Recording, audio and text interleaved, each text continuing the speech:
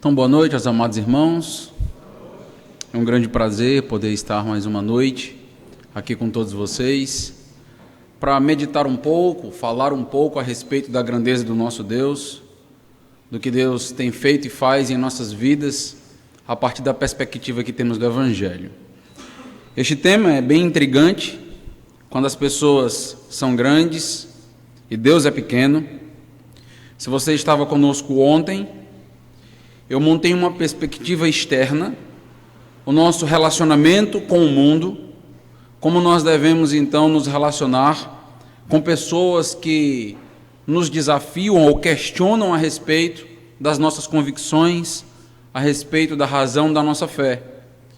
Nós estamos montando um quadro a partir de um personagem das Escrituras, a partir de Pedro, e ontem nós trabalhamos a tríplice negação de Pedro. Vimos que Pedro foi desafiado por 3 vezes e temos nos textos paralelos dos evangelhos uma espécie de gradação, tentando criar um clímax para o momento onde Pedro olha para Jesus e ali se arrepende de ter negado por 3 vezes. Amanhã nós teremos algumas outras implicações deste primeiro evento, deste primeiro momento. Então as mensagens estão interligadas e nós vamos notar que elas dependem umas das outras. Hoje eu quero notar com os amados irmãos, dando continuidade, um aspecto um pouco mais interno, um aspecto mais eclesiástico, ainda relacional, ainda estaremos lidando com relacionamentos interpessoais dentro da igreja e, por vezes, as pessoas crescem aos nossos olhos e nós acabamos perdendo a noção da grandeza de Deus, de que de fato nós devemos nos manter fiel a Deus e que devemos, com base nessa fidelidade, ter um ministério de restauração, ter um ministério de exortação, sempre que for preciso, sempre que for necessário. Pedro, ele é um personagem muito tratado e trabalhado nos evangelhos, e também em 2 cartas que já se encontram próximo ao término das Escrituras. Mas existe um momento onde Pedro se encontra com Paulo e existe um diálogo um pouco difícil, travado entre os dois, um momento certamente daqueles bem tensos entre 2 líderes, onde Paulo vai dar um testemunho, vai mostrar uma posição e Pedro vai mostrar uma outra posição. Ontem eu mostrei para os irmãos, ou declarei para os irmãos, que o meu propósito não é criar uma caricatura negativa de Pedro, mas apenas evidenciar alguns fatos, trabalhar algumas narrativas a respeito dele, onde ele falhou, onde ele errou, para que nós possamos aprender a partir das suas falhas, a partir dos seus erros. Eu sempre digo que esta é uma característica muito interessante das Escrituras, não esconder os erros dos seus principais heróis. Isto mostra que a Bíblia não está disposta a maquiar ou criar, então, um livro repleto de caricaturas de personagens perfeitos. E Pedro, então, aqui com suas falhas, com seus erros, muitas das vezes vai nos lembrar o nosso próprio comportamento, o nosso próprio pensamento, as nossas próprias posturas no dia a dia. Para que nós possamos meditar nesta noite, eu gostaria que você abrisse comigo no livro de Gálatas. Nós vamos pensar um pouco dentro deste contexto. É um livro riquíssimo. E nós vamos estar abordando aí a partir do capítulo 2. Carta à Igreja da Galácia, escrita pelo apóstolo Paulo, a partir do capítulo 2. Deixe-me apenas te situar dentro desta literatura. Nós estamos falando de uma epístola escrita pelo apóstolo Paulo, e o apóstolo Paulo escreve esta primeira epístola, tudo indica que é a primeira epístola de Paulo no ministério de Paulo, logo após ou até mesmo durante a sua viagem. Paulo escreve para lidar com uma certa tensão que existe na Galácia. A tensão judeus-gentios. Os amados irmãos vão notar, ao ler o Novo Testamento, que essa tensão, ela se encontra em todos os livros do Novo Testamento, onde cristãos judeus e cristãos gentios precisam acertar certos pontos, e nem sempre é simples, nem sempre é fácil.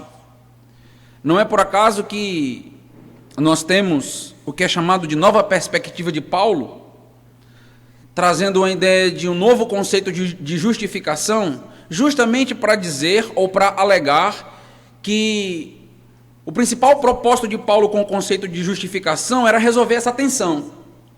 Era resolver a tensão judeu-gentil. Paulo não estava com um conceito de justificação pela fé. Paulo não tinha salvação em mente. Muitas das pessoas têm alegado isso, tem alguns autores que têm alguma repercussão já no Brasil, alegando que nós devemos repensar o conceito de justificação, justamente porque nós encontramos esse relacionamento tenso, judeu-gentil, por toda a Escritura. Não é diferente no livro de Gálatas. Na realidade, a carta aos Gálatas acaba enfatizando bastante essa tensão. O apóstolo Paulo escreve, e ele vai evidenciar que alguns judeus estavam deturpando o evangelho que havia sido pregado dentre os gentios.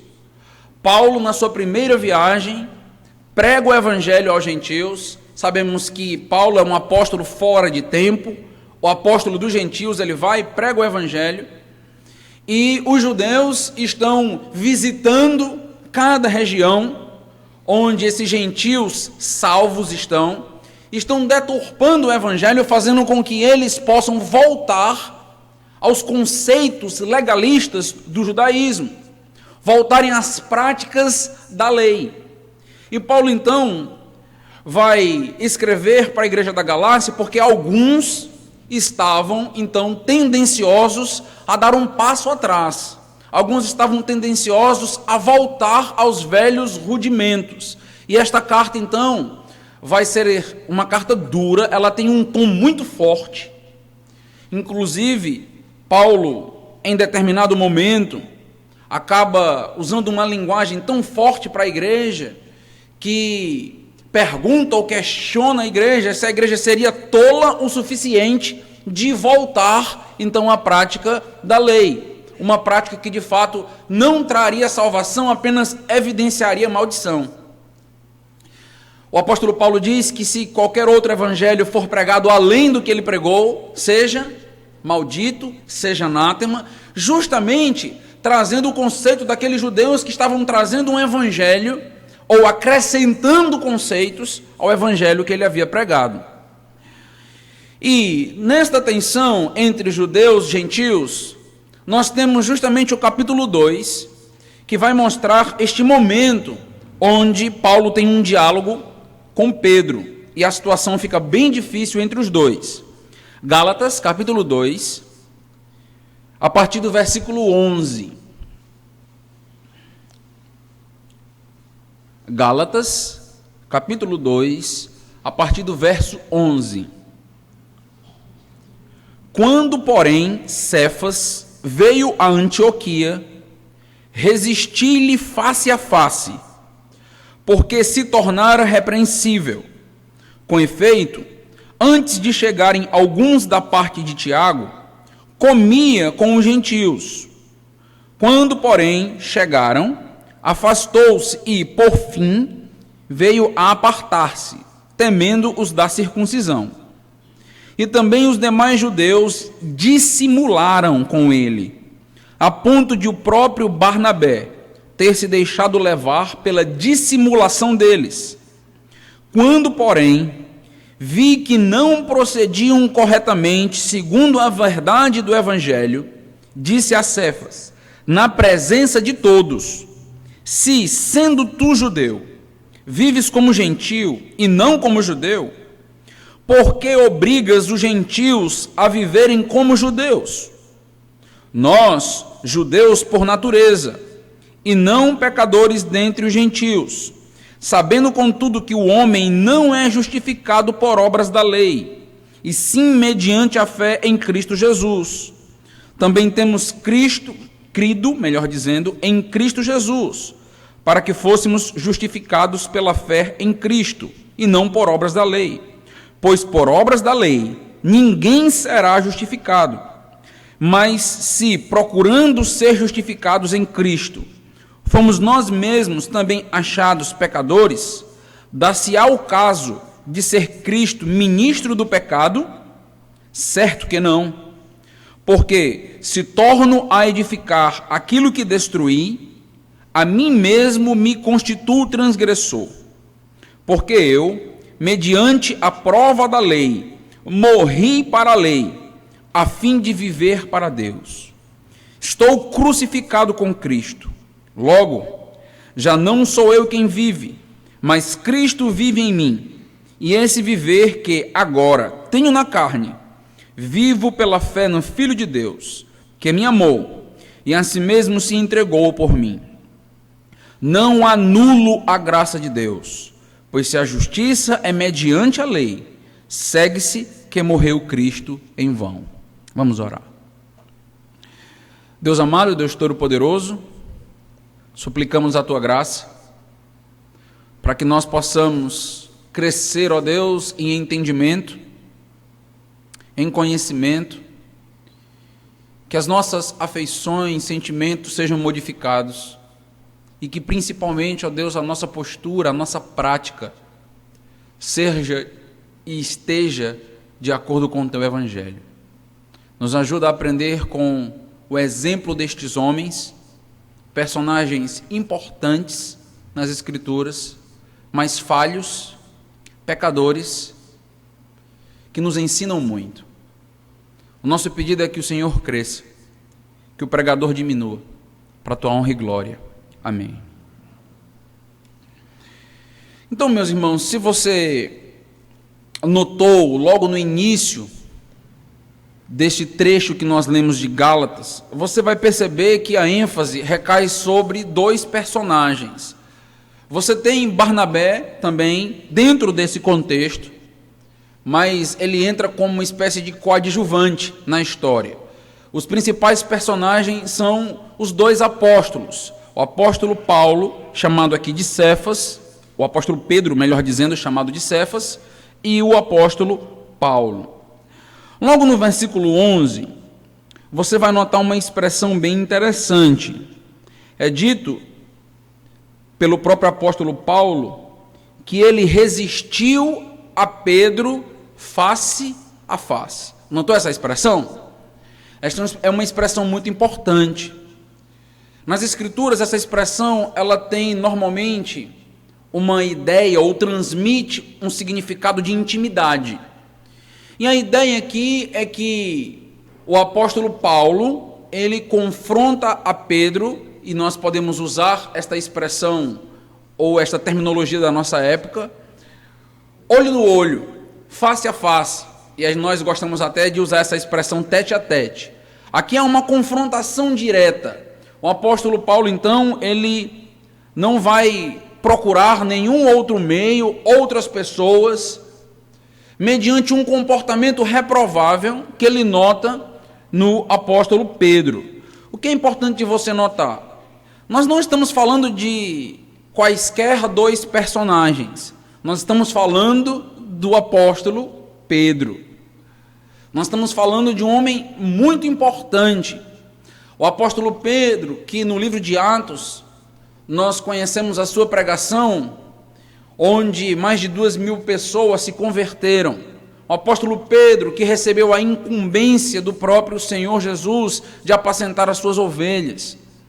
E o apóstolo Paulo, que recebe a incumbência dada por Deus de ter um ministério dentre os gentios. Ministério esse que vai revelar um mistério do Antigo Testamento. Esta união gentios-judeus é um mistério que estava oculto no Antigo Testamento e que vai ser desvendado, revelado a partir do Evangelho de Cristo Jesus e de sua morte na cruz. E o que nós temos é o apóstolo Paulo tendo que no início do seu ministério, lembre-se que nós estamos aqui falando ainda da sua primeira viagem, tendo que confrontar nada mais, nada menos do que o apóstolo Pedro. Uma situação delicada, uma situação difícil, e que nós vamos notar que o próprio apóstolo Pedro se mostra reprovável e o apóstolo Paulo não se amedronta diante daquela situação. Por que é importante nós frisarmos esse diálogo, essa exortação? Por que é importante destacar aqui o procedimento do apóstolo Paulo? Nós vamos basicamente destacar o procedimento do apóstolo Paulo e o procedimento do apóstolo Pedro. Eu quero mostrar para os irmãos que o apóstolo Paulo, ele consegue enxergar a grandeza de Deus e ele não se importa com a grandeza dos homens. O apóstolo Paulo, por entender de fato quem é Deus, o seu chamado, ele de fato não se importa com quem está errando do outro lado, quem então está falhando. Ele, em amor, exorta e ele precisa ter essa postura para que não houvesse dano no evangelho, para que não houvesse dano dentre os gentios. O apóstolo Pedro, por outro lado, nós vamos notar que ele tem uma postura bem diferente.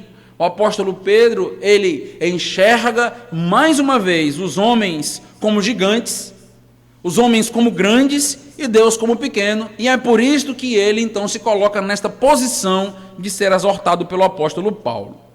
Exortar não é fácil. Ser exortado não é agradável, não é gostoso. Desde muito pequeno, nossos filhos já não gostam de receber exortação, repreensão. E nós sabemos que isto parte muitas vezes da natureza pecaminosa, não gostar de ser corrigido. Não é fácil porque nós temos um orgulho muito inflado. E todas as vezes que alguém chega para nos trazer uma exortação, por mais cuidadosa que a pessoa seja, ela está mostrando algo que de fato não está correto dentre nós. E a nossa primeira postura diante de uma exortação não é acatar, não é receber, não é respeitar. Mas a primeira postura que nós temos, normalmente, a nossa primeira tendência é rejeitar, ou lançar sobre a pessoa várias outras também acusações. Então, por isso, não é simples nós entrarmos numa situação de exortação para com as pessoas. Mas eu tenho notado que a igreja do nosso Senhor, e muitas das vezes nós que somos esta igreja, acabamos falhando no ministério intra-igreja, entre igrejas, entre irmãos, de ter uma postura de exortação, de ter uma postura de restauração, de ter uma postura de exortação na vida uns dos outros. E isto vai de encontro diretamente ao que o próprio Jesus nos ensinou e nos exortou no livro de Mateus, capítulo 18. O próprio Senhor Jesus nos ensina que a postura da igreja, a postura de cada indivíduo dentro deste corpo, dentro dessa instituição, é uma postura onde nós nos ajudamos mutuamente e, por vezes, esta ajuda acontece mediante uma exortação, que não vai ser agradável e a Bíblia nunca disse que seria agradável, que vai ser doloroso, que vai ser doído, mas que é necessário para que nós venhamos a crescer, para que nós possamos nos corrigir diante de uma postura equivocada. Nós temos o que chamamos de passos de exortação no Evangelho de Mateus. Nós temos basicamente 3 passos. Eu acredito que os irmãos lembram bem desta postura, que nós devemos ir e exortar pessoalmente alguém que tanto nos fez mal ou que nós notamos que esteja com um comportamento que não seja condizente com a palavra de Deus. Se a pessoa nos ouvir, acabou. Ganhamos o irmão. Excelente. Caso a pessoa não escute, nós temos 2 ou 3 testemunhas. Esta era uma prática, era um costume judaico, 2 ou 3 testemunhas, e uma prática muito saudável. E nós exortamos, se a pessoa não ouvir, aí sim nós levamos para a igreja, para que a igreja exorte esta pessoa também, para que ela tenha uma oportunidade agora de ouvir toda a igreja. Mais uma vez, nós temos uma espécie de gradação acontecendo. Vai uma pessoa, 2 ou 3, toda a igreja exorta, para que a pessoa tenha oportunidades, então, de ser restaurada, de se arrepender da sua postura. Mas o que nós notamos é que muitas das vezes, estes passos não são seguidos. O que nós notamos é que muitas das vezes, nós não agimos como o apóstolo Paulo. Nós não vamos face a face, nós não somos objetivos, nós não somos diretos, nós não procuramos por vezes as pessoas e acabamos arranjando meios e até subterfúgios pecaminosos para poder então fazer ou repercutir o pecado do outro. Às vezes nós conversamos com alguém sobre o pecado de outra pessoa e não procuramos a pessoa diretamente. Tem vários motivos para que isso não aconteça. Motivos práticos, motivos do nosso próprio coração por vezes, uma tendência que todos nós temos de não romper nenhuma amizade, uma tendência que todos nós temos por vezes de até ter medo da pessoa, de quebrar uma amizade, de romper um relacionamento, uma postura amedrontada, mas que é contrária às Escrituras.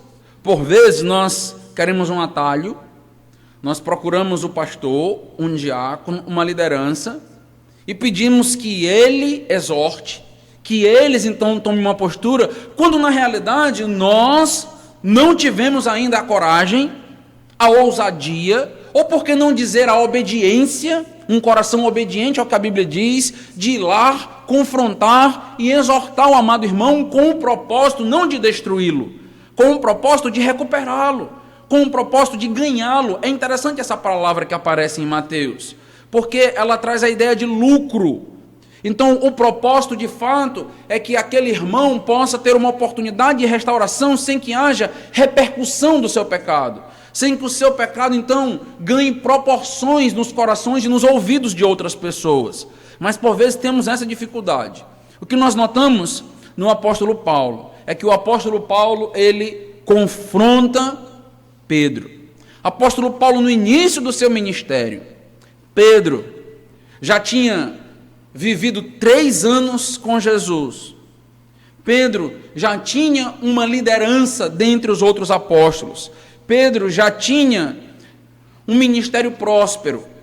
E o apóstolo Paulo poderia pensar assim: como eu posso exortar a Pedro, né? Como eu vou exortar logo a Pedro? Se fosse qualquer outro, Tiaguinho, Judas, tudo bem, mas Pedro, a situação fica bem delicada, bem difícil. Eu quero que você note como Paulo fala de Pedro antes da exortação, para que você note o status do apóstolo Pedro. Volte um pouquinho aí em sua Bíblia e nota comigo, por gentileza, o versículo 9 do capítulo 2. Capítulo 2, versículo 9. E quando conheceram a graça que me foi dada, Tiago, Cefas e João, que eram reputados colunas. Cefas aí é Pedro. Eram reputados colunas da igreja. Homens importantes, aqueles que de fato lideravam, seguravam a igreja de Jerusalém. Então o apóstolo Paulo entende muito bem quem é Pedro. Mas, por um momento, o apóstolo Paulo mostra ousadia. Por um momento, o apóstolo Paulo mostra coragem e exorta a Pedro, porque Pedro tem uma postura equivocada, errada, uma postura destrutiva para a própria igreja, para as próprias pessoas que estão ao seu redor. E sendo assim, Paulo se sentiu na necessidade de confrontá-lo.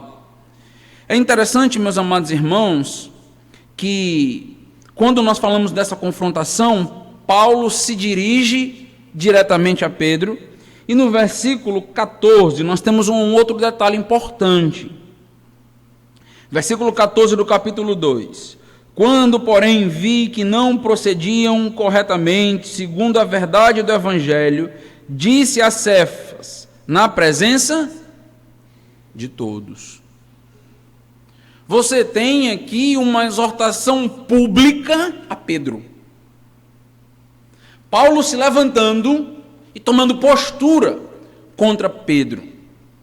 Se não é difícil, ou se é muito difícil, melhor dizendo, tomarmos uma postura até em âmbito individual, quanto mais nos posicionarmos em âmbito público, quando as pessoas estão ouvindo, mas se tornou necessário, nós vamos notar o porquê dessa necessidade.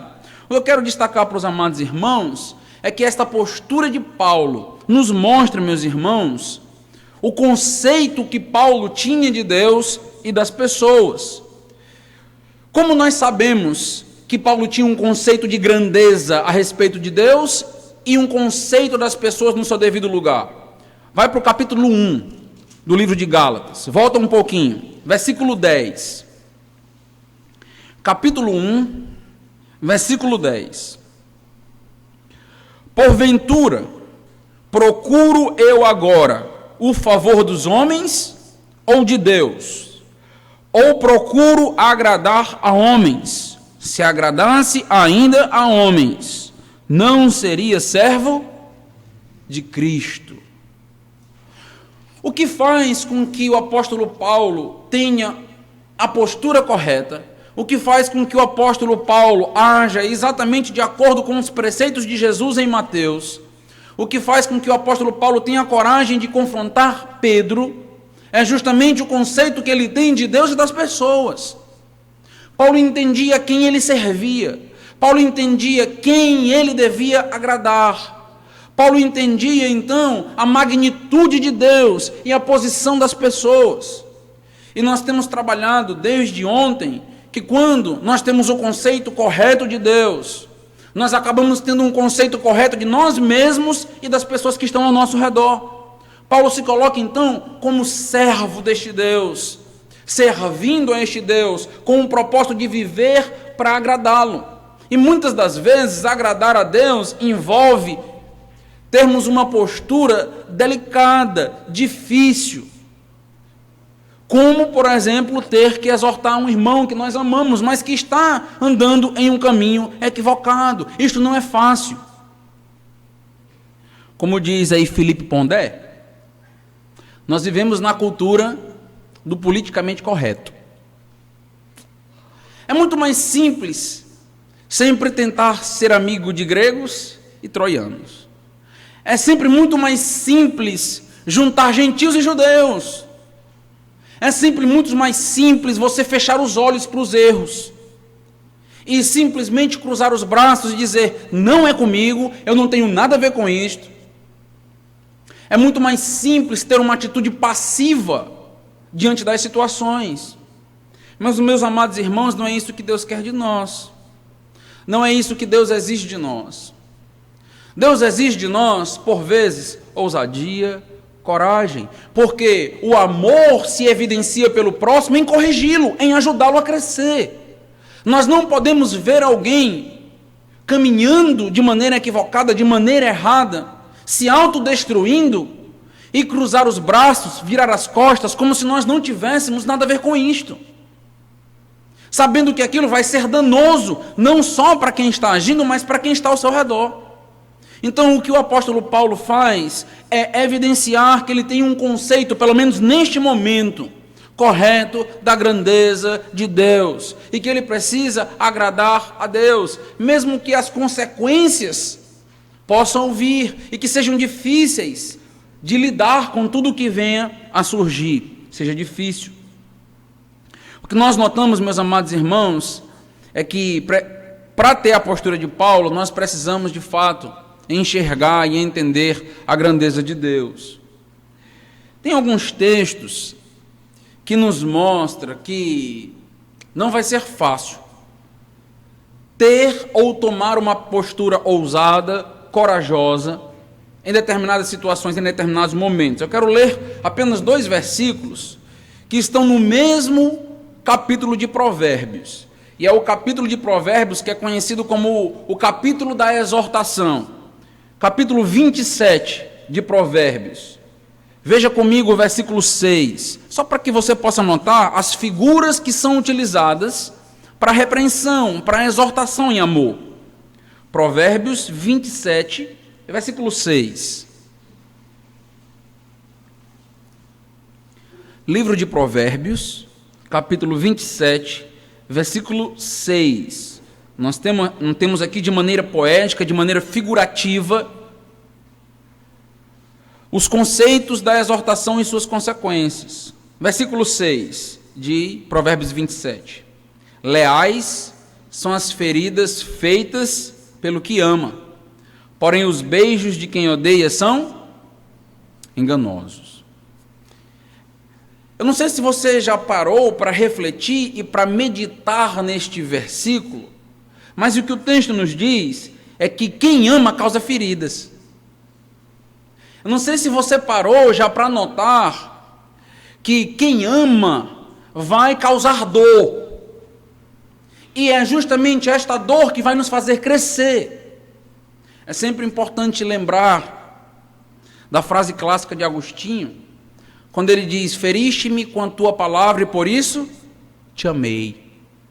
É justamente a ferida da palavra de Deus, é justamente um instrumento que Deus utiliza em nossas vidas, que nos faz crescer e nos faz amá-lo mais. Por vezes, nós queremos ser afagados. Todos nós gostamos de carinho, de palavras doces, palavras agradáveis, elogios, tapinhas nas costas. Eu gosto. Eu tenho certeza que também é o gosto de todos nós. Mas em alguns momentos, nós precisamos de pessoas ousadas que nos firam. Que nos firam por amor. Que nos firam com a ousadia que o próprio Deus dá.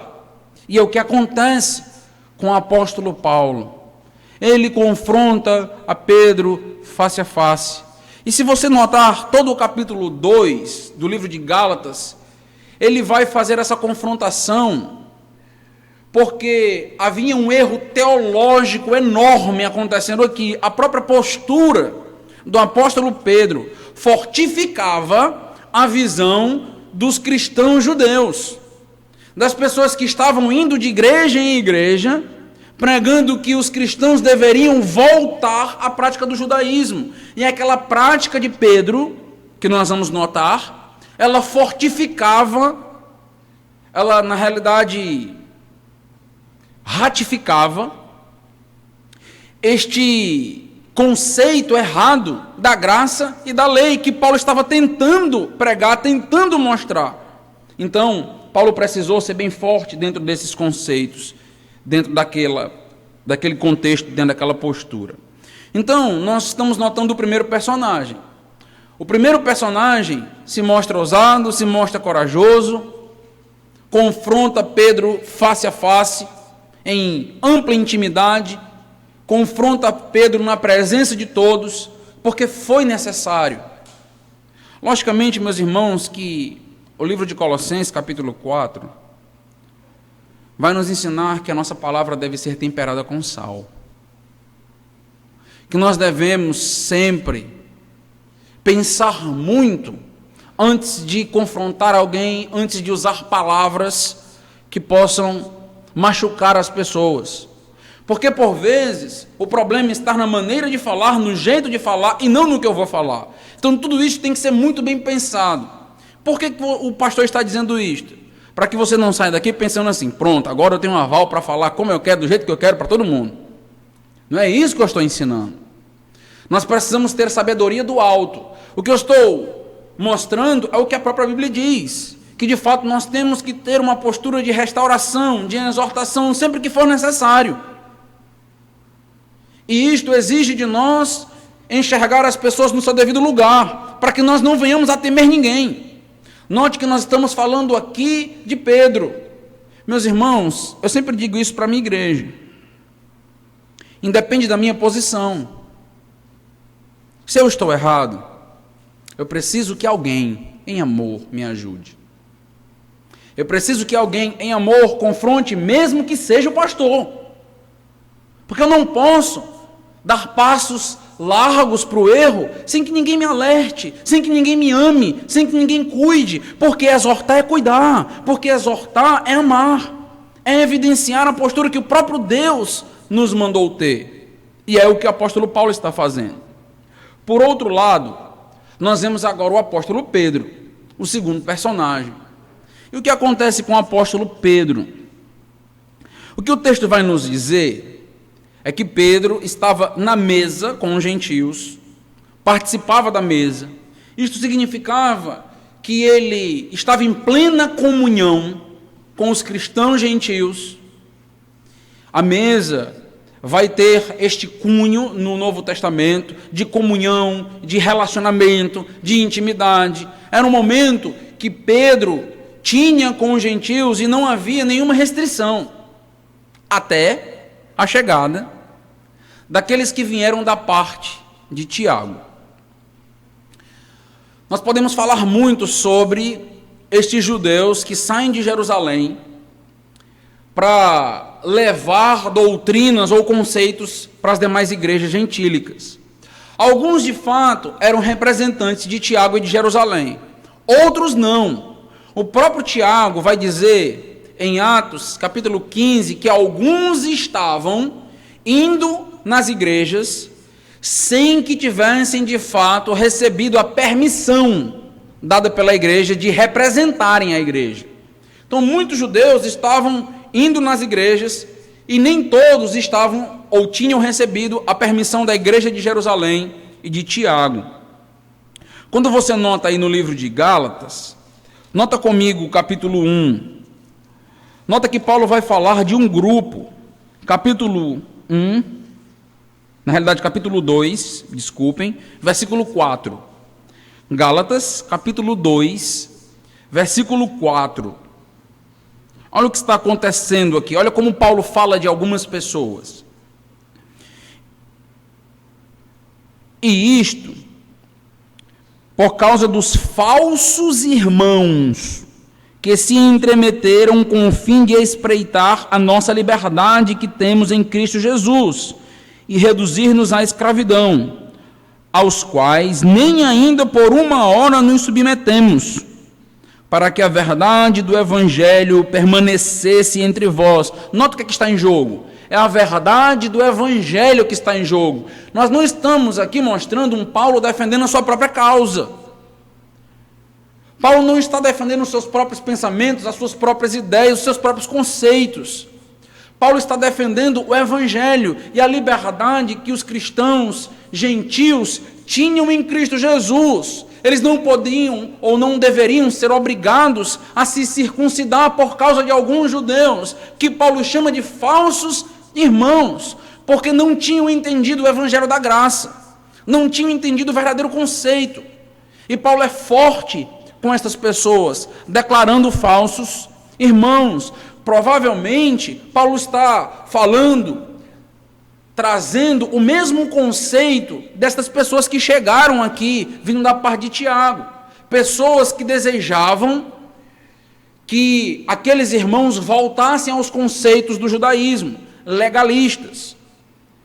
Quando nós entendemos um pouco como os judeus pensavam no Novo Testamento, nós vamos notar que muitos dos judeus eram ferrenhos e estavam dispostos a matar ou morrer. Lembra de alguém que estava disposto a matar ou morrer pelo judaísmo? O apóstolo Paulo. O próprio apóstolo Paulo pediu cartas, lembra? Para que ele pudesse arrastar os cristãos e matar os cristãos.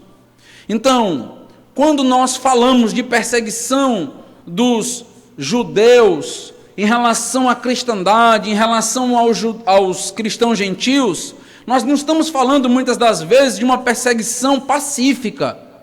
Nós estamos falando de pessoas violentas. Você já notou que tudo que acontece entre os judeus é meio alarmante, né? Então, os judeus, quando se entristecem, eles colocam uma veste e eles jogam areia para cima e arrancam os cabelos. Eu não tenho mais como ser judeu. Mas era isso que eles faziam. Então, você nota que tudo o que acontece entre os judeus é meio espalhafatoso. E era exatamente o que acontecia. Eles queriam perseguir a igreja e muitos estavam dispostos a apedrejar, a matar, porque eles entendiam que o Deus do judaísmo estava sendo completamente blasfemado por aqueles gentios que nem sequer se importavam com as mínimas práticas. Tanto que Atos 15 é uma tentativa de conciliar o relacionamento entre esses judeus e esses gentios, porque se não houvesse uma maneira de minimizar o problema, não haveria então uma igreja composta de judeus e de gentios. Esse tema a gente poderia desenvolver muito, não é o foco aqui, só para que vocês possam entender o que acontece. Chegaram então no momento onde Pedro estava comungando com os cristãos gentios, alguns vindos da parte de Tiago. E o que o texto vai nos falar? Nota aí, versículo 12. Gálatas 2, versículo 12. Com efeito, antes de chegarem alguns da parte de Tiago, comia com os gentios. Quando, porém, chegaram, afastou-se e, por fim, veio a apartar-se, temendo os da circuncisão.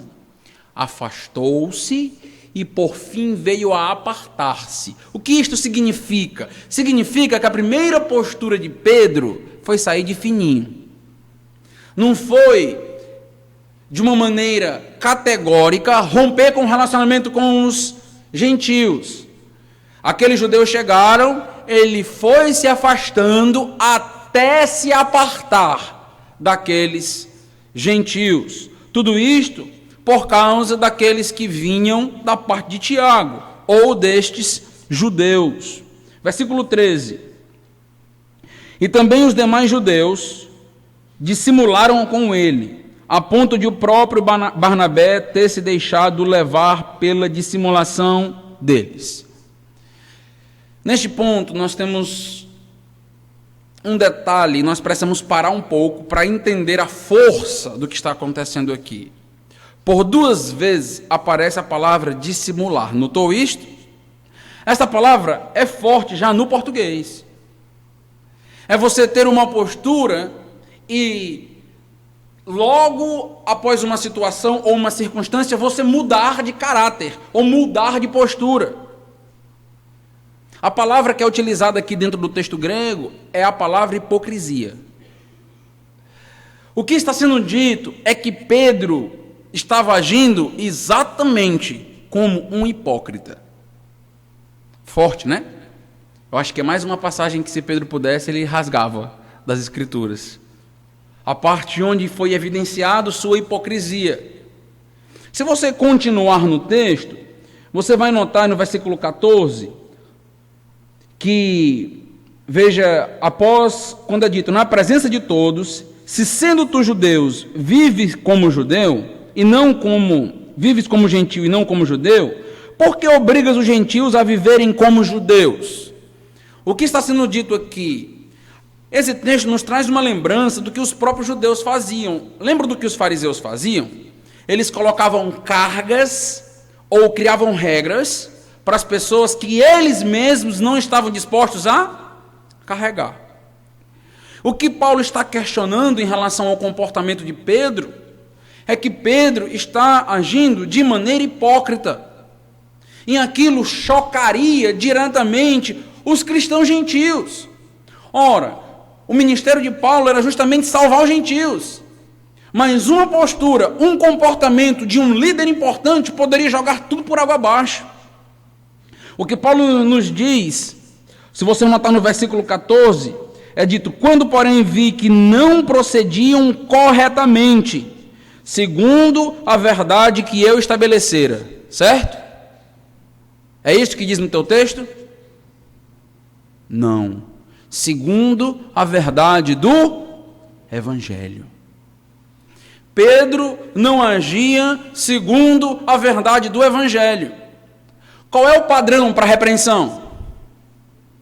O meu pensamento. O que eu acho. É isto? O que eu penso de você. Qual é o padrão para julgar comportamento? O Evangelho. Por que Paulo estava tão seguro numa exortação contra Pedro? Porque Pedro estava, de uma maneira flagrante, indo contra o Evangelho.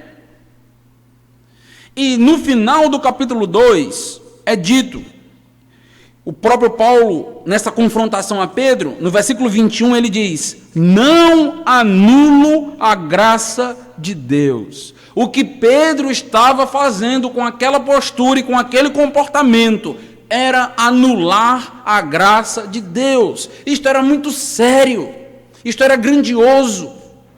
Os danos para a igreja seriam terríveis se Pedro não fosse confrontado. Pedro vê aqueles homens chegando e aqueles homens de repente crescem aos seus olhos, se tornam relevantes, se tornam importantes, mais importantes do que o próprio Deus, do que a própria palavra de Deus. Por um momento, Pedro teme mais os judeus do que a verdade do Evangelho, e ele negocia a verdade com o seu comportamento. Note que não é dito que Pedro fala nada. Nós temos um silêncio aqui em relação a Pedro. Pedro não está negando a Jesus e dizendo: eu não conheço este homem. Ele já fez isso. Pedro agora está negando a Jesus pelo seu comportamento, pela sua postura. E a postura nega tal qual as palavras. E o que Pedro está fazendo é saindo de mansinho, sem que ninguém perceba o que ele está fazendo. Mas Paulo percebeu. E Paulo confrontou. O que eu quero mostrar para os amados irmãos, com toda esta trama, com toda essa narrativa, ao redor desta temática, quando as pessoas são grandes e Deus é pequeno, é que quando as pessoas são grandes, quando as pessoas se tornam gigantes em nossa vida, nós corremos o risco de ter uma vida hipócrita. Nós corremos o risco de querer agradar as pessoas e, sendo assim, manter uma religiosidade aparente. O que estamos vendo em Pedro? Pedro querendo agradar os judeus, querendo agradar os gentios, sai de mansinho para não chocar um, não chocar outro, mas está chocando o principal, que não é Paulo, que é Deus. Paulo está sendo apenas um instrumento de Deus na vida de Pedro, mas Pedro está confrontando a graça de Deus. Pedro está colocando a graça de Deus em vão, anulando todo o conceito de salvação dos gentios pela graça, fora da lei. É isto que o comportamento de Pedro estava ensinando, e isto era muito sério. Meus amados irmãos, nós precisamos ter muito cuidado com a maneira como nós vemos as pessoas. Nós temos que ter cuidado com a grandeza das pessoas em nossas vidas, porque por vezes, pelo desejo que temos de agradá-las, nós podemos simplesmente maquiar o nosso comportamento ou mudar o nosso comportamento para agradar as pessoas e desagradar a Deus. Comportamento hipócrita, dissimulado, dentro da igreja. Nós não estamos falando aqui de descrentes. Nós estamos falando de Pedro, com um comportamento dissimulado. O que isso nos mostra? É que um crente verdadeiro pode ter um comportamento dissimulado. Um verdadeiro crente pode ter um comportamento hipócrita em determinadas situações. Tudo isto se mostra ou aparece em nossas vidas quando as pessoas se agigantam, crescem diante dos nossos olhos e nós perdemos o conceito de Deus, a grandeza de Deus em nossas vidas. Precisamos vigiar, precisamos ser vigilantes para que nós não caiamos numa armadilha como esta. E no momento que cairmos e recebermos uma exortação, devemos agradecer a Deus por um Paulo que olha nos nossos olhos e diz: você está errado, você está errada.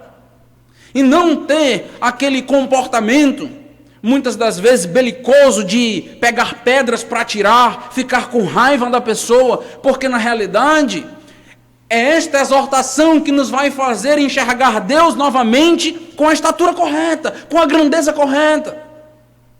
Nós podemos ser muito danoso quando na realidade alguém não nos ajuda e não nos corrige, e podemos fazer sem nem perceber muitas das vezes.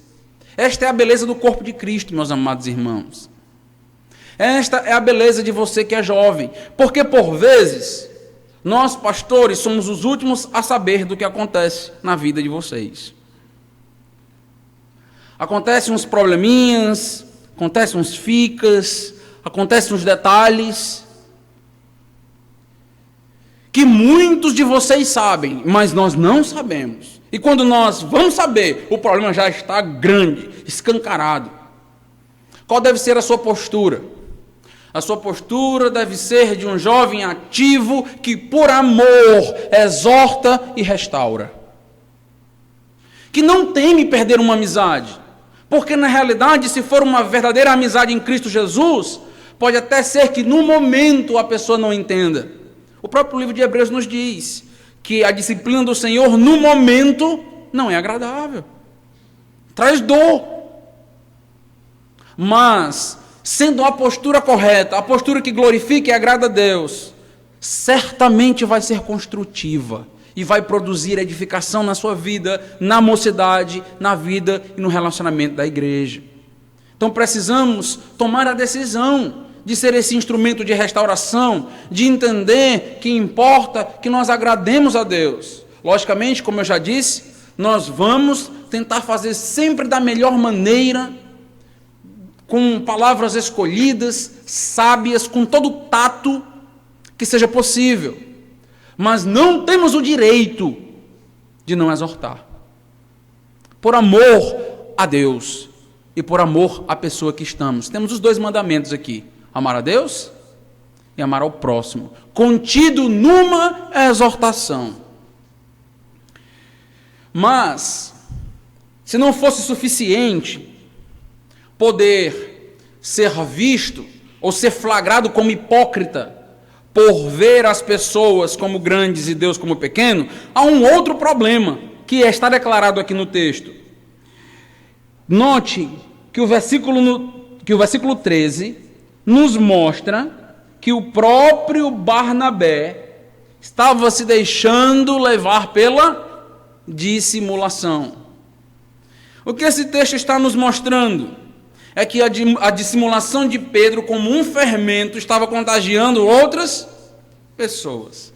O pecado de Pedro estava atingindo outros corações. O temor de Pedro, a postura de Pedro, estava danificando não apenas o próprio Pedro e o relacionamento dele com Deus, mas o grupo que estava ao seu redor, a ponto de um outro líder, Barnabé, está agora propenso a pensar e agir dissimuladamente como Pedro. É interessante notar que, por mais que tenha havido um atrito entre Paulo e Barnabé, nós conhecemos a primeira viagem, sabemos lá da história de João Marcos, por mais que tenha havido esse momento, Barnabé se mostra alguém importante no ministério do apóstolo Paulo. João Marcos também. Tanto que no final da vida de Paulo, ele pede que João Marcos volte e o ajude no seu ministério. E o apóstolo Paulo se sente na necessidade de exortar a Pedro publicamente, na frente de Barnabé, e certamente aquela repreensão também atingiu Barnabé, porque ele estava agindo da mesma maneira. O que eu quero dizer para os amados irmãos é que as consequências de enxergar a Deus como pequeno e as pessoas como grande, essas consequências, elas se multiplicam nas pessoas que estão ao nosso redor. Nós temos uma grande responsabilidade de levar as pessoas aos pés da cruz de Cristo.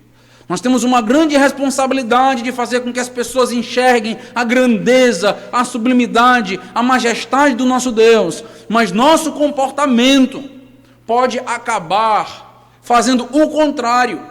O nosso comportamento pode acabar contaminando as pessoas e levando as pessoas para distante de Deus. Por isso, nós precisamos atentar muito para a nossa postura, porque nós temos uma responsabilidade com as pessoas que estão ao nosso redor. Eu gosto sempre de dizer que quanto mais tempo nós vamos tendo e, pela graça de Deus, crescendo na vida cristã, mais responsabilidade recai sobre nossos ombros, sobre nossas costas. Porque as pessoas, elas precisam de outras para se espelhar. Elas precisam de outras para poder, então, notar o comportamento que agrada a Deus. E o apóstolo Paulo nos ensina que, de fato, é assim. Tanto que o apóstolo Paulo vai nos dizer, ou vai exortar, olhem para mim, me imitem como eu imito a Cristo. O apóstolo Paulo se coloca no centro e diz, olhem para o meu proceder, para o meu comportamento, para a minha vida, porque de fato eu tento espelhar a vida de Cristo. Então nós precisamos atentar para não sermos multiplicadores de uma visão completamente equivocada, de uma visão diminuta de Deus, pequena de Deus. Nós precisamos, meus amados irmãos, atentar não apenas para as nossas palavras, mas para a nossa postura diante do Senhor. Paulo evidencia a grandeza de Deus quando declara desejar agradar a Deus e não a homens, e mostrar pelo seu comportamento uma exortação a Pedro. Pedro falha, teme os que vêm da parte de Tiago, teme os judeus, faz com que esses homens cresçam, na sua mente, no seu coração, se aloja um temor destas pessoas, a ponto dele por um minuto, por um segundo, esquecer da grandeza de Deus e dos prejuízos que aquilo causaria ao Evangelho. Politicamente correto, não funciona. Esta visão, este conceito, não funciona dentro do cristianismo. Precisamos ter a postura de nos ajudar, de nos moldar, de nos restaurar. A visão correta de Deus, a visão correta dos homens, vai fazer com que a nossa visão correta produza também um comportamento honesto, verdadeiro e não hipócrita na presença do Senhor. Vamos orar. Deus amado, a começar pela minha própria vida, a súplica e o nosso pedido é que o nosso comportamento te engrandeça a cada minuto. Que todos que estão ao nosso redor, Senhor, possam entender a quem nós servimos, a quem nós desejamos agradar. Que nós não possamos mudar o nosso comportamento para agradar ninguém a não ser o Senhor. Ó Deus, como é fácil manipular, como é fácil dissimular, como é fácil ter uma vida hipócrita, como é fácil cruzar os braços e fingir que não temos a responsabilidade da exortação, mas te suplicamos e te pedimos que o senso da responsabilidade esteja impregnado em nossas mentes e nossos corações. Nós entendemos e sabemos, ó Deus, que o apóstolo Pedro falhou por um temer humano, meramente humano. Mas o nosso pedido é que o nosso procedimento seja diferente e que este exemplo de Pedro produza em nós comportamentos que te glorifiquem, que te agrade e que te exalte. Louvado seja o teu nome, ó Deus. Acaba com o fermento do pecado entre nós. Que nós possamos ser ousados e corajosos no Senhor e por causa do Senhor. Em nome de Jesus. Amém.